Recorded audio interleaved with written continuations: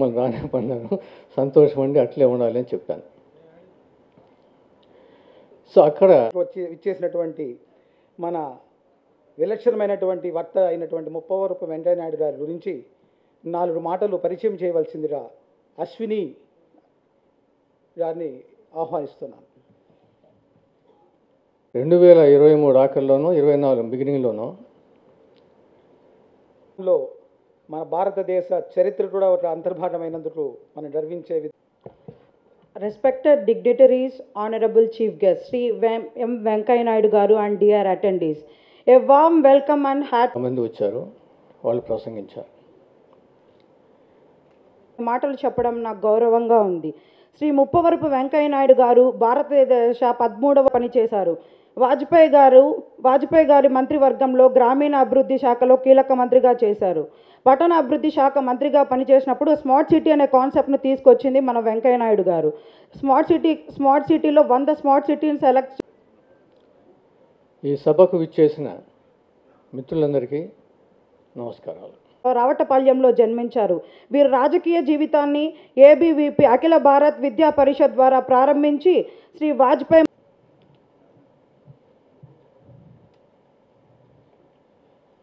మనం చూసాం. రామారావు గారు కొత్తగా పార్టీ పెట్టడం, రాష్ట్రం అంతా కూడా ఆయన పర్యటించడం, ఇక్కడ మరి కాంగ్రెస్ పార్టీ ఓడిపోవడం. 85లో కర్ణాటకలో శాసనసభకు ఎన్నికలు జరిగాయి. ఎన్నికల్లో 224 స్థానాలకు గాను 139 స్థానాల్లో శ్రీ రామకృష్ణ హెగ్డే గారి నాయకత్వాన్ని జనతా పార్టీ గెలిచింది. అదే ఎన్నికల్లో కేంద్రంలో వెంటనే ఎన్నికలు జరిగినా కూడా ఆ ఎన్నికల్లో కాంగ్రెస్ పార్టీ గెలిచింది. అంటే అర్థం ఏంటంటే ఈ ఒక్కొక్కసారి ఒక్కొక్క రకంగా అదే 99లో అక్టోబర్లో ఎన్నికలు జరిగితే కర్ణాటకలో అక్కడున్న ప్రజలు శ్రీ ఎస్ఎం కృష్ణ గారి నాయకత్వాన కాంగ్రెస్ పార్టీని గెలిపించారు. అంటే ఎప్పటికప్పుడు ప్రజలు ఆ ప్రభుత్వాల పనితీరును, పార్టీల యొక్క నడవడికను గమనించి ఓటు వేస్తున్నారు, ఎక్కడ ఎవరి వలన ఉపయోగం ఎక్కువ ఉంటుందని ఆలోచిస్తున్నారు అనే దానికోసం ఉదాహరణ చెప్పాను నేను. అయితే అప్పుడు ఇందాక నేను చెప్పినట్టు ఎస్ఎం కృష్ణ గారి నాయకత్వాన మరి 224 గాను 132 స్థానాలు కాంగ్రెస్ గెలుచుకుంటే కేంద్రంలో మాత్రం ఎన్డీఏ 269 స్థానాలు గెలుచుకుంది. ఓటర్లు స్థానిక జాతీయ ఎన్నికల్లో ఆ జాతీయ అంశాలపైన, ప్రాంతీయ అంశాలపైన ఆలోచించి ఒక అవగాహనకు వచ్చి, ఒక నిర్ణయానికి వచ్చి ఓటు వేస్తారని చెప్పడం కోసం మాత్రమే ఈ విషయాన్ని నేను చెప్పాను. ఇటీవల చూడండి మీరు, తెలంగాణలో 2023 నవంబర్న 30 ఎన్నికలు జరిగాయి.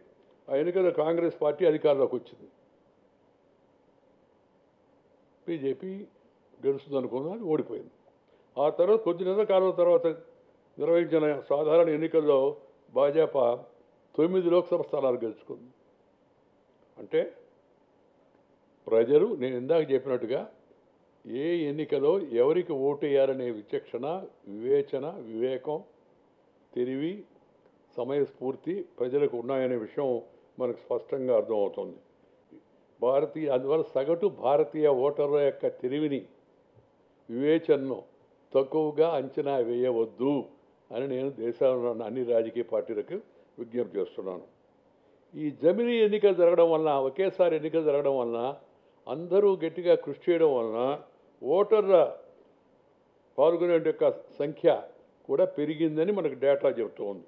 1999లో కర్ణాటకలో, ఆంధ్రప్రదేశ్లో ఓటు హక్కు వినియోగించుకున్న వారి సంఖ్య 11.5% సైమల్టేనియస్ ఎలక్షన్ జరిగినప్పుడు పెరిగిందనే విషయం మనకు అర్థమవుతుంది. 68, 69లో రాష్ట్ర శాసనసభల గడువు కన్నా రాజకీయ కారణాల వల్ల ముందుగా రద్దు చేయడం, 71లో పార్లమెంట్ ఎన్నికలను ముందుకు జరపడం వలన ఈ దేశంలో అప్పటిదాకా అమలులో ఉన్న ఒకే దేశం ఒకే ఎన్నిక అనే దానికి ఒక రకమైన విరామం, బ్రేక్ పడింది. అంతకుముందు నేను చెప్పినట్టుగా ఒకేసారి ఎన్నికలు జరుగుతుండేవి. ఈ శక్తివంతంగా కూడా ఉన్నాయనే విషయాన్ని కూడా మనకు అర్థమవుతుంది. ప్రాంతీయ పార్టీలు ఎవరు అధికారంలోకి వస్తే మంచి జరుగుతుంది, ఎక్కడ ఎవరు దేనికి సమర్థులు అనే విషయాన్ని కూడా ప్రజలు గమనించి ఓటేస్తున్నారనే విషయం కూడా మనకు అధ్యయనం చేస్తే సులభంగా అర్థమవుతుంది.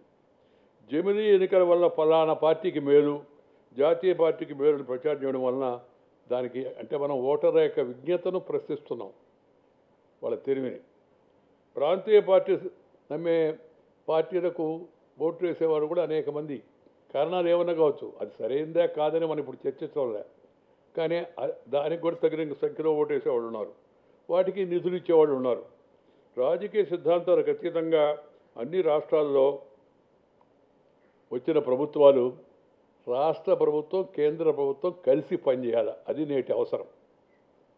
ఎన్నికలు ఎప్పుడు జరిగినా, ఆ ఎన్నికల్లో ఎవరు గెలిచినా centre and state they should have proper communication, proper coordination.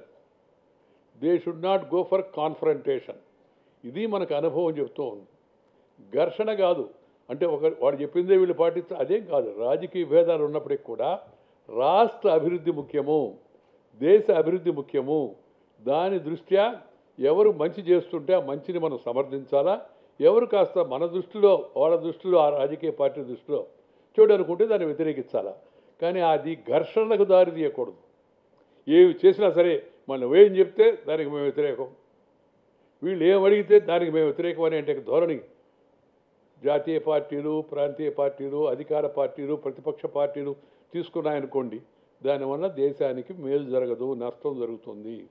మనం నేరుగా దాన్ని చూస్తూ ఉన్నాం. అంటే నేను చెప్పేది ఇప్పుడు కేంద్రంలో ఉన్న పార్టీ పక్కన అందరూ దాని ప్రకారం పోండి, వాళ్ళు ఏం పెడితే వాటి అన్నింటినీ ఆమోదించమని నేను చెప్పడంలే. వ్యతిరేకించండి, చర్చించండి. ఒకసారి తీర్పు వచ్చిన తర్వాత ఆ తీర్పుని అందరూ అమలు చేయవలసిందే. ఇప్పుడు కొందరు చెప్తున్నారు మేము పార్లమెంట్ ఆమోదించినా మేము దాన్ని ఆమోదించమని. ఈ దేశంలో parliament is the supreme highest constitutional democratic authority. How can you say that I don't agree? You may agree to disagree, but at the same time constitutionally the mandate that is given by the parliament, combined wisdom of the parliament, that is supreme, that has to be respected by one and all. ఈ సూత్రాన్ని కూడా మనం అందరం గమనించాల్సిన అవసరం కూడా ఉంది. ఈ జాతీయ ప్రయోజనాల కోసం కలిసి పనిచేయాలి. రాజకీయ పార్టీలు తమ సిద్ధాంతాలను ఎన్నికల్లో ఆ తర్వాత ప్రజా ఉద్యమాల్లో ప్రజా సమస్యల ద్వారా వాటిని ఉద్యమించవచ్చు, తీసుకోవచ్చు, ప్రయోగాలు చేయవచ్చు, ప్రదర్శనలు చేయవచ్చు, చర్చలు నిర్వహించవచ్చు, గోష్ఠులు నిర్వహించవచ్చు, దానిపైన ప్రజాభిప్రాయాన్ని కూడగట్టవచ్చు. కానీ రాజకీయ పార్టీ క్రమేపీ కొంత అధికారం పోతే ఓపిక తగ్గుతూ ఉంది. 5 ఏళ్ల పాటు ఎక్కడ అధికారంలో ఉంటాం మేము? నేను రాజ్యసభ చైర్మన్ ఉన్నప్పుడు కూడా చూసేవాడిని కొంతమంది, మేము ఎటువంటి పరిస్థితుల్లో దీన్ని అంగీకరించమని. Discuss, debate and decide, do not disturb అని నేను చెప్పాను. చర్చించండి, మంచి చెడులు విశ్లేషించండి, డిబేట్ చేయండి, ఆ తర్వాత డిసైడ్ చేయండి, నిర్ణయం చేయండి. నిర్ణయానికి వచ్చిన తర్వాత దాన్ని అందరూ అంగీకరించాలి. Let the government propose, let the opposition oppose if they want to. Let the government propose, let the opposition oppose, let the house dispose అని చెప్పాను నేను. హౌస్ అంటే రాజ్యసభ కానీ పార్లమెంట్ కానీ. నువ్వు వ్యతిరేకించు, గట్టిగా వ్యతిరేకించు, మంచి ఆర్గ్యుమెంట్ది, ఎన్నైనా ఉదాహరణలు తీసుకురా. ప్రభుత్వం యొక్క నిర్ణయాన్ని, ప్రభుత్వం యొక్క ప్రతిపాదనను తీవ్రంగా వ్యతిరేకించు. Talk out or walkout, but don't go for a breakout, because frequent breakout will lead to all out of democracy.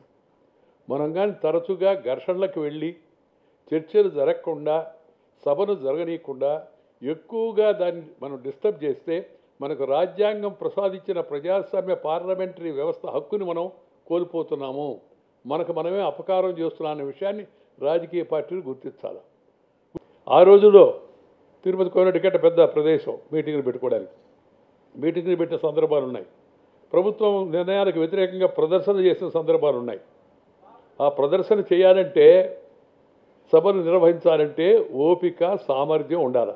అది తగ్గుతూ ఉంది. తగ్గుతూ ఉంటే ఇప్పుడు అంతా వెంటనే ప్రభుత్వాన్ని దించేస్తాం. దించండి, చేతిలో పైన ఉండేవాడిని కుర్చీలో నుంచి దించలేం కదా లాగి. దానికి శక్తివంతమైన ఆయుధం ఒకటి ఉంది, చాలా శక్తివంతమైన ఆయుధం.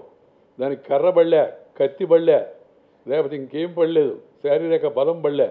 దానికి కాస్త ప్రజలను ఆలోచింపజేస్తే వాళ్ళు పైనున్న వాళ్ళు దించేస్తారు. మహామహులను ఓడించారు. ప్రధానమంత్రులు ఎన్నికల్లో ఓడించినవి ఉన్నాయి మనకు సందర్భాలు, ముఖ్యమంత్రులు ఎన్నికల్లో ఓడించిన సందర్భాలు ఉన్నాయి. కొంతమంది ఏం చెప్తారు, ఇవన్నీ లాభం లేదండి, బ్యాలెట్ వల్ల ఏం కాదు, బుల్లెట్ ఈ యొక్క తుపాకీ ద్వారా అధికారంలోకి వస్తుందని. తుపాకీ ద్వారా పొగ వస్తుంది గొట్టంలో నుంచి, అధికారం రాదు. ప్రాణం పోతే నీ ప్రాణం కూడా పోతుంది. అనేక మంది మనం చూసాం. ఆ సిద్ధాంతాన్ని పంపిస్తే లోపల ఉండి డిస్కస్ చేయరాని వాడు బయట ఉండేవాడు, లోపల ఉండేవాడు నువ్వు బయటకు రా అంటాడు. అంటే వీడు బయట ఉండే సరుకే కానీ లోపలికి రావడానికి సరిపోయిన సరుకు కాదు అని మనం అర్థం చేసుకోవాల్సిన అవసరం ఎంతో ఉంది.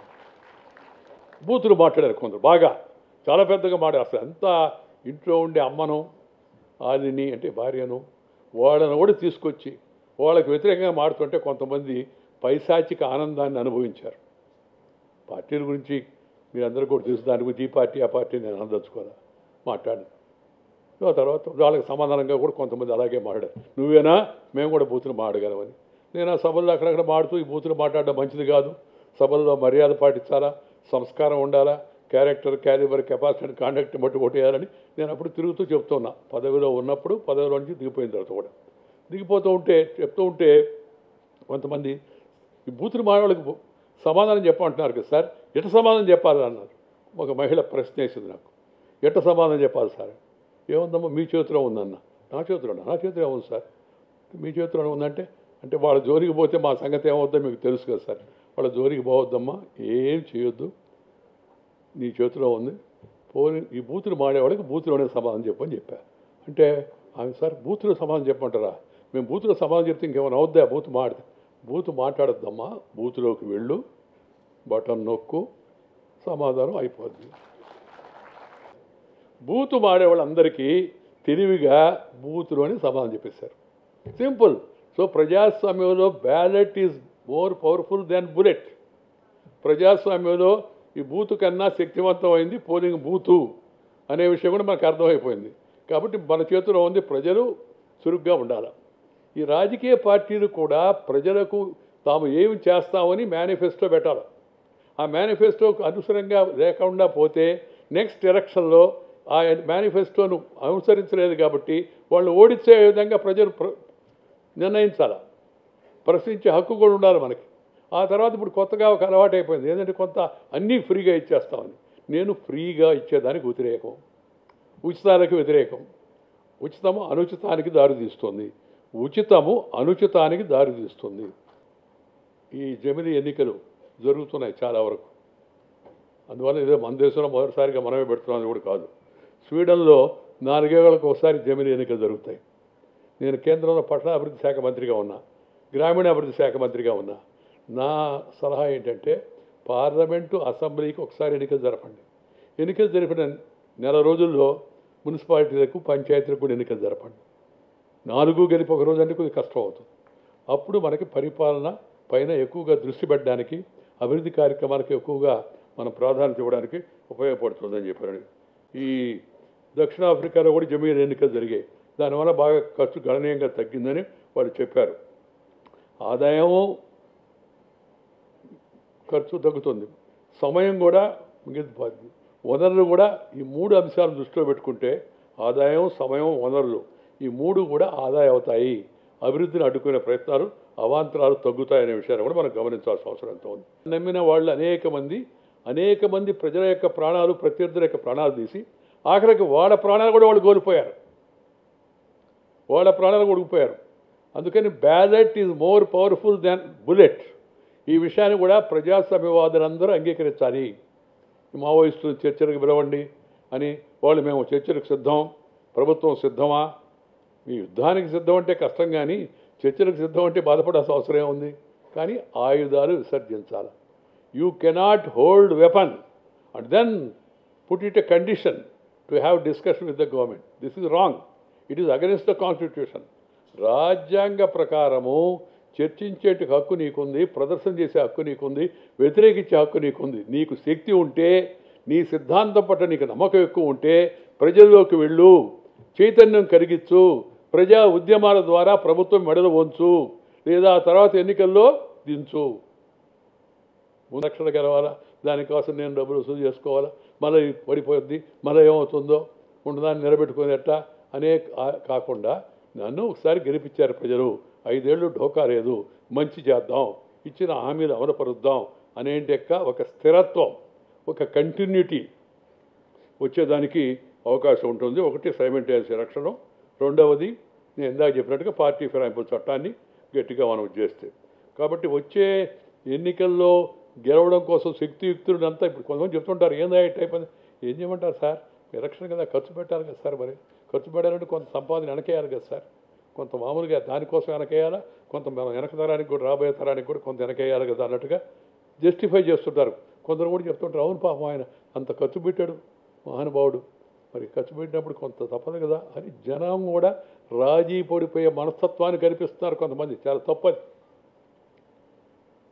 నువ్వు డబ్బులు ఖర్చు పెట్టద్దు, నువ్వు డబ్బులు వసూలు చేసుకోవద్దు. నువ్వు ప్రభుత్వం ఇచ్చిన పథకాలు ఉన్నాయి, ప్రభుత్వం దగ్గర నిధులు ఉన్నాయి, కేంద్రం దగ్గర ఉన్నాయి, రాష్ట్రం దగ్గర ఉన్నాయి, మున్సిపాలిటీ దగ్గర ఉన్నాయి, కార్పొరేషన్ దగ్గర ఉన్నాయి, వాటిని సరిగా అమలు చెయ్యి అని మనం కోరాలా, అమలు చేస్తున్నారో లేదో చూడాలి తప్పితే డబ్బులు వాళ్ళు ఎక్కువ ఖర్చు పెట్టారు చెప్తున్నారు కొందరు. కోట్లు ఖర్చు అయింది సార్ నాకు మన ఎలక్షన్. నీతి మంత్రులు కూడా కొంతమంది ఖర్చు పెట్టకపోతే గెలవడేమో అనే పరిస్థితి వస్తూ ఉంది వాళ్ళ. ఇది మంచిది కాదు. ప్రజలు ధనానికి, కులానికి, మతానికి, ప్రాంతానికి ప్రాధాన్యత తగ్గించి నేను చెప్పినట్టుగా character, calibre, capacity and conduct.